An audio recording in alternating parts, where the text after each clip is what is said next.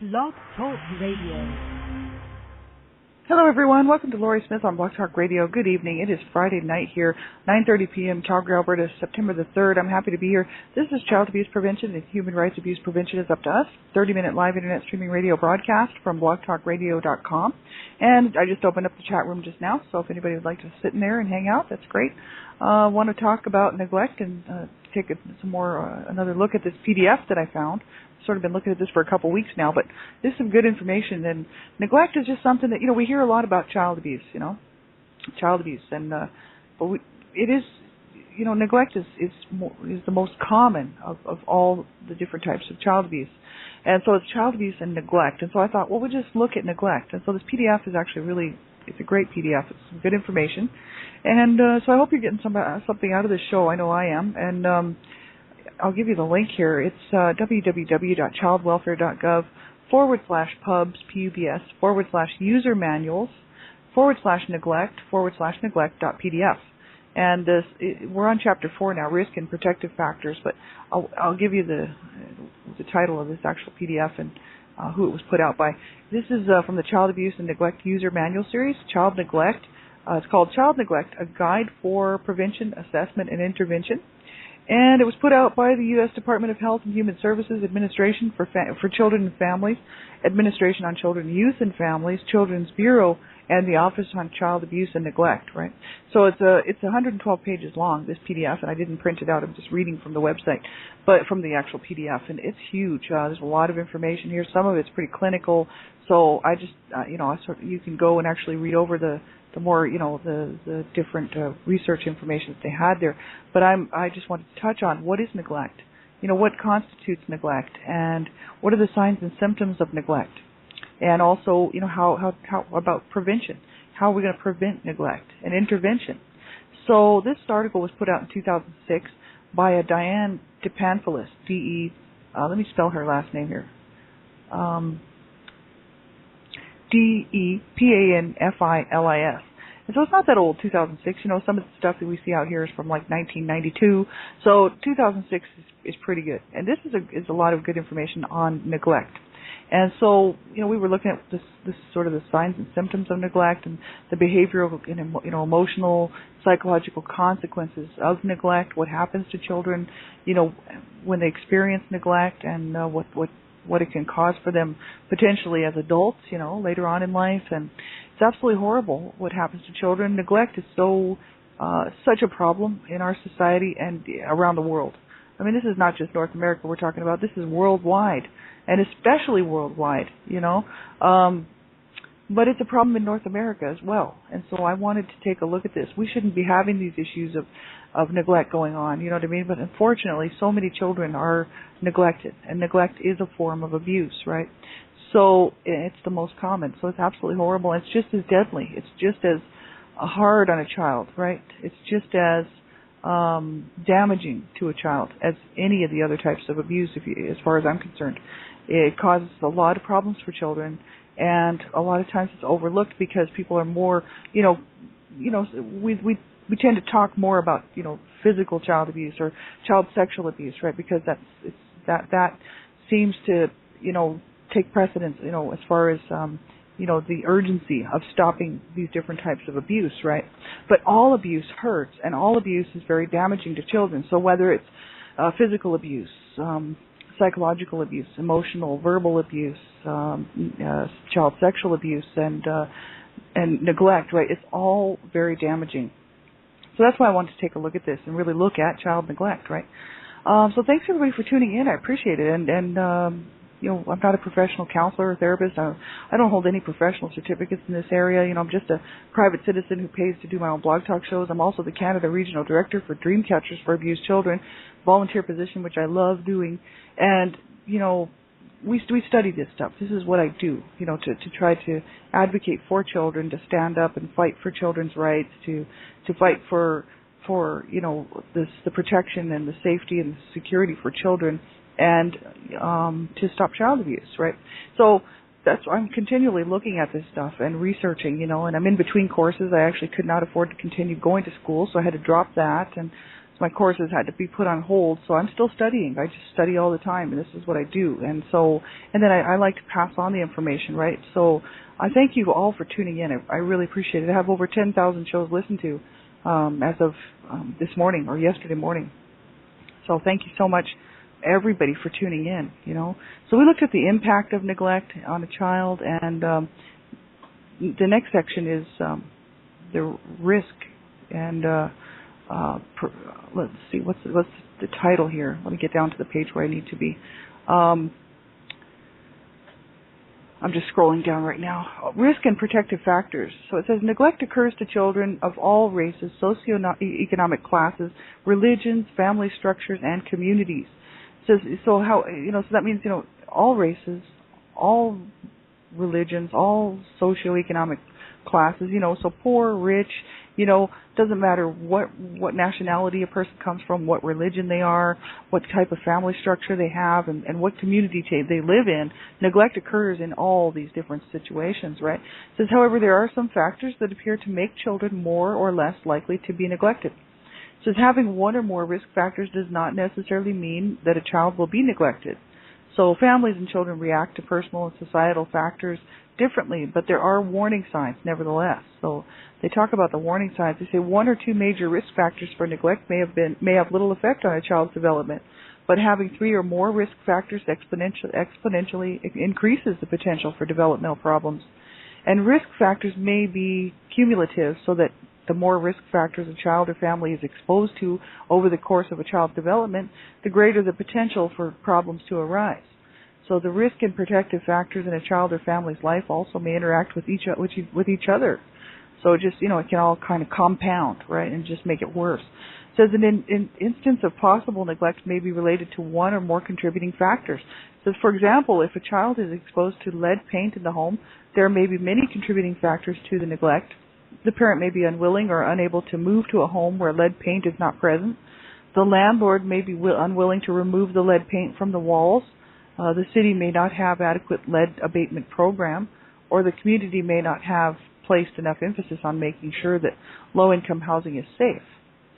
So there's all kinds of things that happen, right? It says the caseworker would need to assess the situation to determine if this is a case of neglect by the parent. Child welfare professionals and others who interact regularly with children and families should be able to recognize risk factors so that they can identify situations where neglect is likely and determine the most effective interventions. So this chapter highlights several types of risk and protective factors: environmental, family, parent or caregiver, and child for neglect. So we'll take a look at these, right? So important to know this stuff, right? It says environmental factors. Neglectful families do not exist in a vacuum. Numerous environmental factors can contribute to child neglect, and some of these include poverty, community and social characteristics, and access to social supports. These factors may be interrelated. So, for example, families who are often poor often live in high-risk or unsafe communities or lack social supports, and that's just a given. That's a fact, and that's unfortunate because they are a large portion of the population. Just doesn't have the means to get the help. They don't have the support. They're already living in these conditions that cause them to be already behind the eight ball. You know what I mean? And here they are stuck in this life cycle, right? So the children are bound to be affected, right? And that's just sad, very, very sad, because these children don't deserve this. And thanks everybody. Hello to everybody in the chat room. I have a whole bunch of my awesome friends here in the chat room tonight. And I'm glad that you can be here. So this is the thing, it doesn't matter, rich or poor, what race a person is, or, what nationality they are. Neglect can affect any child at any time, right? So it's very, very hard. This is a great PDF, and I got it from www.childwelfare.gov/pubs/pbs /user manuals /neglect/neglect.pdf. So you can check this out for yourself. It's a great website. It's a great PDF. And so they say here, they go on to say that, but poverty when combined with other risk factors such as substance abuse, social isolation, financial uncertainty, continual family chaos, or a lack of available transportation and affordable child care can put a child at greater risk for neglect. It says another study found that within an economically disadvantaged sample, Particular aspects of poverty are more strongly correlated with physical neglect reports than others. For example, the perception by the caregiver of economic hardship was positively correlated with child neglect, even more than actual variations in household incomes. Therefore, self-reports of economic hardship may be an important signal for engaging in intervention with families to help them, right? It's to get them the children some help. It's definitely crazy. It says it is important to note that many poor families are well-adjusted and competent. They have healthy marriages and do not express their stress in violent or otherwise hurtful ways. Many children who live in poverty are able to perform well in school, are socially well-adjusted, do not engage in illegal activities, and are not poor as adults, right? These children may have protective factors such as affectionate parents, high self-esteem, or a role model that can help them to achieve these positive outcomes. So yeah, just because that's just a fact. I mean, just because a family is poor or having financial difficulties doesn't mean that they're going to be, abusive to their family members or to their children. Many people who live under the poverty line level love their children and treat their children well and do the best they can to help their children to grow up and they can't provide a whole lot, probably of things that the children would like to have, or that they'd like to see their children have, but they're providing the necessary stuff, which is, the affection, the love, the care, the nurturing, the confidence, saying you can do it, we believe in you, and backing their kids up and stuff. And, so not every person who lives under the poverty line, is going to be neglectful or abusing their children. That's a fact. That's what I'm saying. It doesn't have much to do with money. It doesn't matter whether you're rich or poor. It's a matter of how these parents cope and how they problem solve, and also how they what they expect of their children and how they perceive their children, right? And also how they grew up a lot of times, themselves. So they go on to talk. Let's see what else. It's a huge PDF. Like, we could spend months on it, but I just wanted to cover some of the main things. Community characteristics. It says children who live in dangerous neighborhoods have been found to be at higher risk for neglect than children in safer neighborhoods.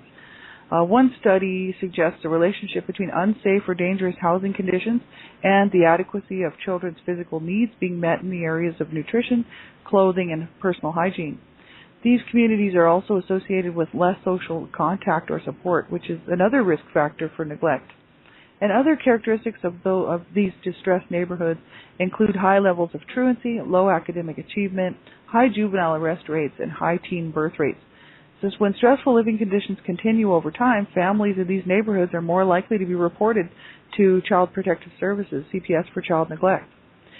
Children living in unsafe neighborhoods may be exposed to hazards in the neighborhood or in their own house or apartment, that may lead to incidents of neglect. For example, if a family lives in a house with lead paint or in a neighborhood with a high prevalence of drug abuse, children may be exposed to these hazards, leading to neglect allegations.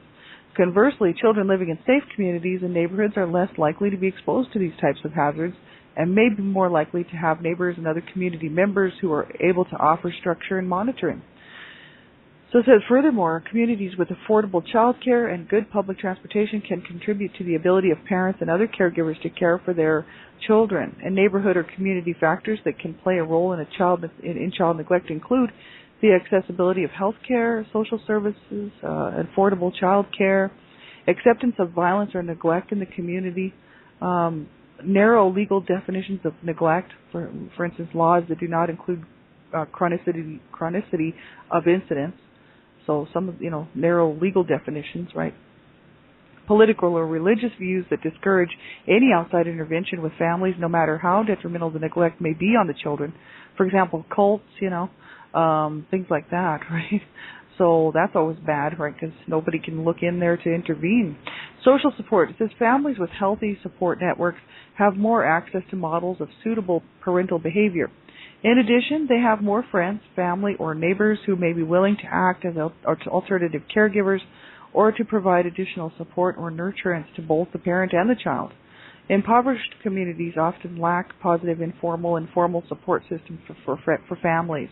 And social support can take many forms, including emotional support, tangible support, decision-making or problem-solving assistance, support related to self-esteem, social companionship, Social support is provided by relatives, neighbors, friends, schools, employers, health and mental health service agencies, religious institutions, recreational programs, after-school programs and sports, and other community groups and organizations.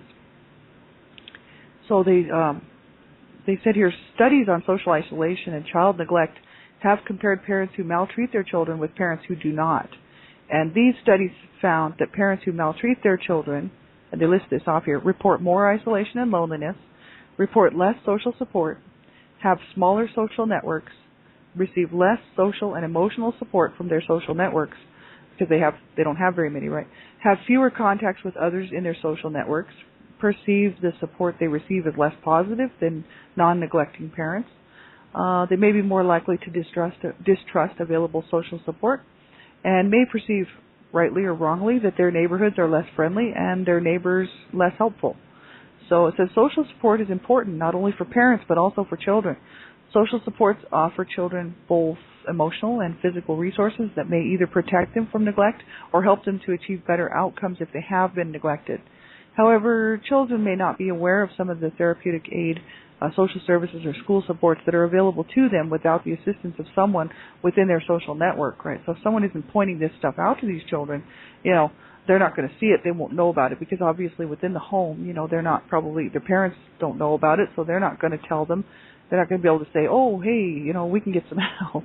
They obviously are having a problem. So if somebody doesn't step in within the community, within their social network, their social support network, then, these children will not know about this stuff. Supportive adults may be able to serve as substitute attachment figures if a child's parents or other caretakers are unavailable to fill this role.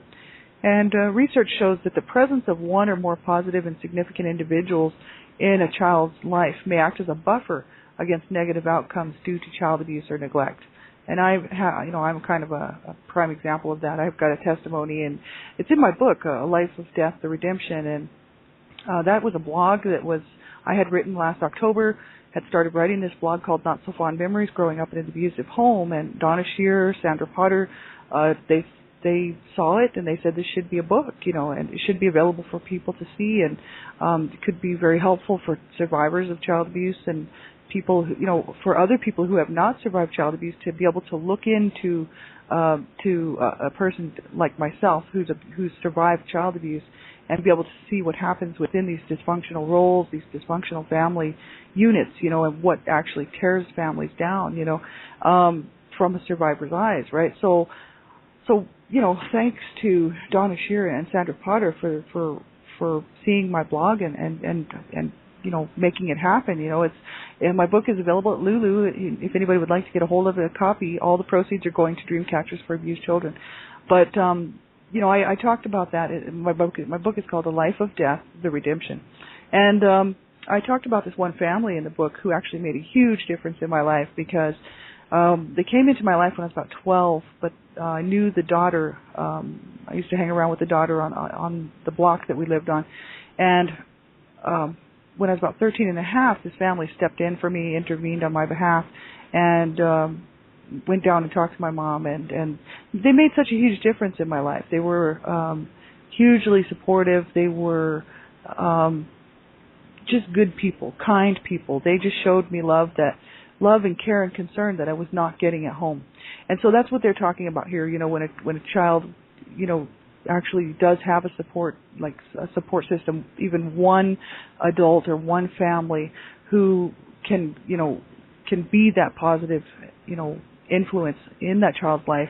It can act as a buffer against these negative outcomes due to child abuse or neglect, because I kept the words, that family told me, and the love that they showed me in my heart all the way through my teens into my 20s, 30s, and their words just stayed with me, and I actually attribute a lot of the reason I'm still here today is because of that family. So that's why it's so important for people to know that just, even having one family step in for a child who is experiencing neglect or abuse, it's so important, because if they're not seeing this in their own life and they're not getting any support at home, and there's no family members or relatives stepping in to help out, and this child is just inundated with abuse and neglect, they don't have anything positive in their life. You know what I mean? So that's why, it can be so helpful for a child to have even one supportive family or adult step in and be that role model, be that that positive influence in that child's life, right? And it says, for a child who is an out-of-home placement, a positive relationship with a foster parent might serve as a protective factor. So if they're removed from the home, even if there's a good foster parent, it could be very helpful, right? Family factors. It says several family characteristics are associated with higher rates of neglect. Some life situations such as marital problems, domestic violence, single parenthood, unemployment, and financial stress can increase the likelihood that neglect will occur. Although these characteristics may not cause maltreatment, they are possible risk factors for neglect. And some family characteristics that may lead to neglect can be categorized as communication and interaction patterns, family composition, domestic violence, and family stress. And, children growing up, in these situations, a lot of domestic violence and a lot of stress in the home, no coping skills, no one's coping, and, there's no problem solving going on. It's very stressful for these children, right? And it doesn't necessarily mean that that the parents or the caretakers or caregivers are abusing these children, but it does cause a lot of stress, and it can lead to neglect, and it can lead to abuse, right? So communication and interaction patterns. Characteristics of families that are more likely to have positive outcomes include cohesion, emotional support for one another, and parents or caregivers, let's just scroll back up here, who are warm, involved with their children, and firm and consistent in their discipline methods.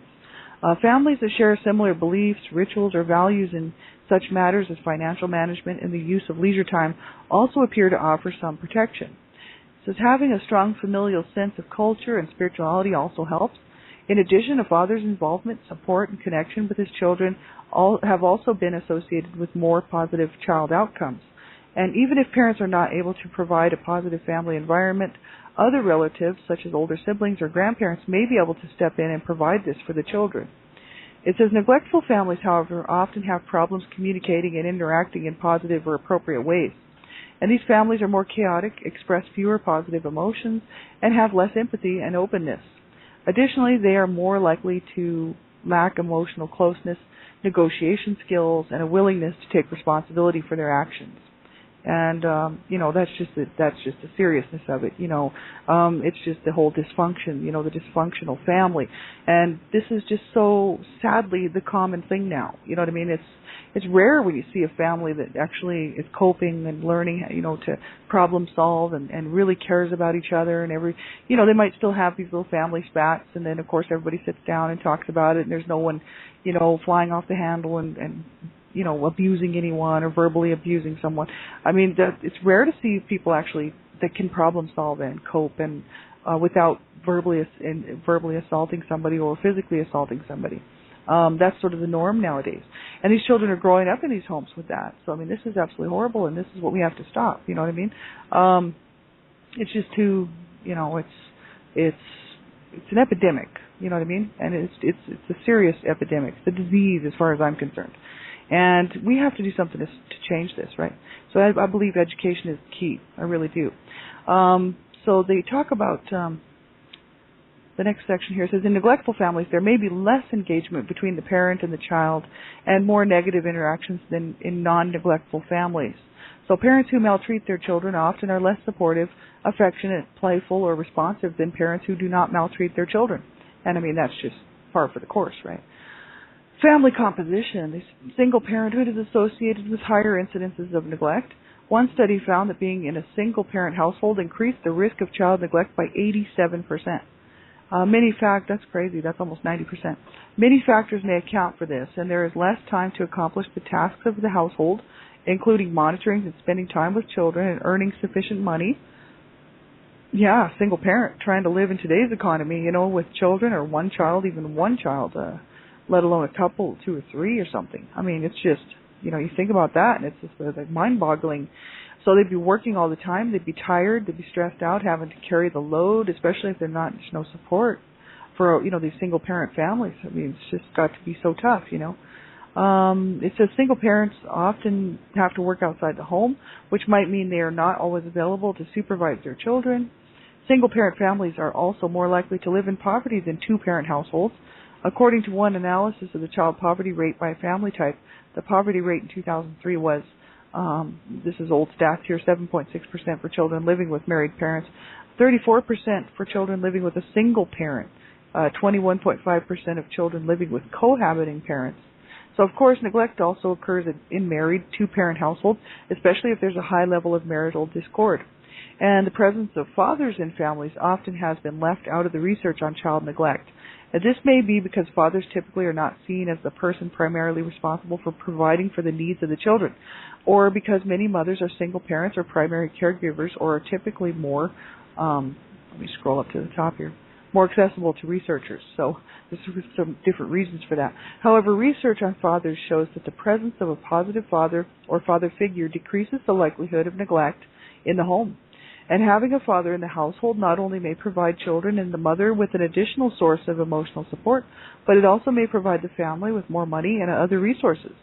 Compared to their peers living with both parents, children in single-parent homes had 87% greater risk of being harmed by physical neglect. This is children living in a single-parent home, right? Almost 90% greater risk of being harmed by physical neglect. 165% greater risk of experiencing notable physical neglect. That's crazy.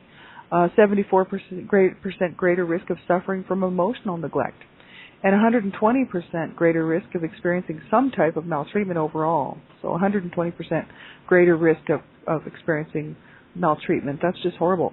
And you know, it's happening. It's fact. I mean, the stats are old, from 2003 here, but we know it's a problem. Domestic violence.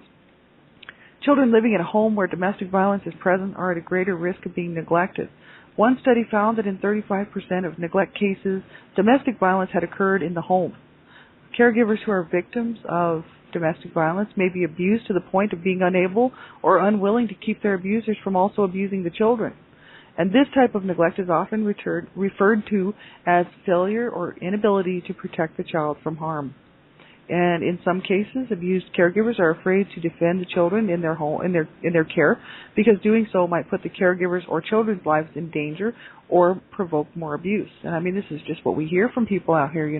I've talked to quite a lot of people who have been in these situations, domestic violence and abuse and whatnot. And I grew up in it. And there's so many reasons why, psychologically, why the other parent will not do the right thing and get these children some help or try to get out, you know what I mean? Because sometimes, their lives are being threatened, and the other partner, whether it's, because women abuse too, right? So some of these domestic violence and abusers are women, right? So it's not just men. But they're threatened to kill the children. They'll say, if you leave me, I'll kill the children, or if you leave me, I'll kill the pets, or if you leave me, I'll kill your parents. These terrible things that they will say to their partners to get them to stay, and then or they'll say, I'll kill you if you try to protect the children. So, and it's not like a simple threat. These people are being beaten, they're being stabbed, they're being tortured. You know what I mean? It's not like just an idle threat. We're talking domestic violence and abuse, right? Serious stuff, life-threatening stuff, right? So we have about a minute left. Thanks everybody for tuning in. We'll have to finish this up. I think this is about the end of what I wanted to cover in this. I think Monday night we'll finish this off and just finish up this article and start looking at something else next week. But thank you so much for being here. I really appreciate it, and for you taking the time to tune in and to all my shows. I know there's a lot of people listening to all my shows, and I really appreciate it. Thank you so much. I'll be back on the weekend. You can check my show page. Monday morning, I'll be back on One Child Abuse Survivor to Another, 6 o'clock in the morning, Monday morning again, and as well as the rest of the week. And you can just kind of check my show page for up-and-coming shows. And, make sure you can get a hold of me if you need some resources or if I can do something for you. Be sure and check out our website at http://dreamcatchersforabusedchildren.com. And get the information, Look around, make sure the children in your life are not being abused and not being neglected, right? And, if we all did that, we could pretty much stop child abuse. 90 to 95% of child abuse happens within the home. So if we all looked out for our children, we could stop child abuse, right? Or most of it, and then we could help get the other children some help, right? So learn the facts, get the information, and then, do the right thing and make the phone call if you suspect a child is being abused. So thanks, everybody, for being here. Have a great night. Have a wonderful weekend. Take care of yourselves. Be safe, and I'll just keep you all in my heart. Talk to you soon. Bye-bye.